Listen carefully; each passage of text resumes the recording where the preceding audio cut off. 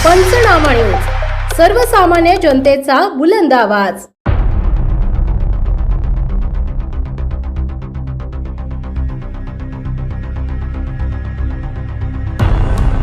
अवैध दारू वाहतुकीवर स्थानिक गुन्हे शाखेची मोठी कारवाई।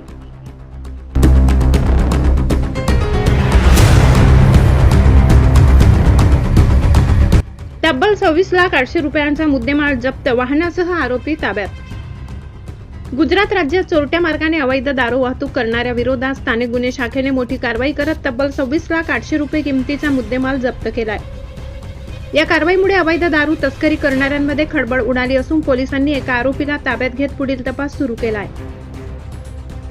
स्थानिक गुन्हे शाखेचे पोलीस निरीक्षक हेमंत पाटील यांना गुप्त माहिती मिळाली होती की नवापूर तालुक्यातील कोडदा धनगरा रोड परिसरातून एका बोलेरो पिकअप वाहनातून मोठ्या प्रमाणावर विदेशी दारू गुजरात राज्यात पाठविण्यात येणार आहे।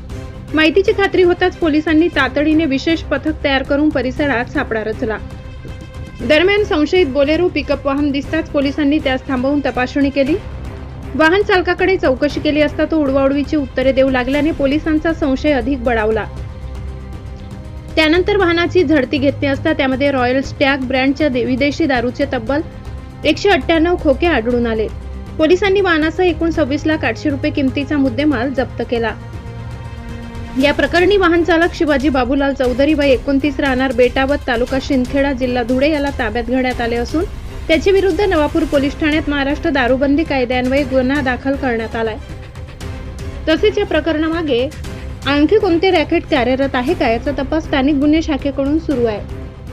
ही कारवाई पोलीस अधीक्षक श्रवण दत्त, अप्पर पोलीस अधीक्षक आशित कांबळे यांच्या मार्गदर्शनाखाली पोलीस निरीक्षक हेमंत पाटील, पोलीस उपनिरीक्षक मुकेश पवार, स्थानिक गुन्हे शाखेच्या पथकाने यशस्वीरित्या पार पाडली।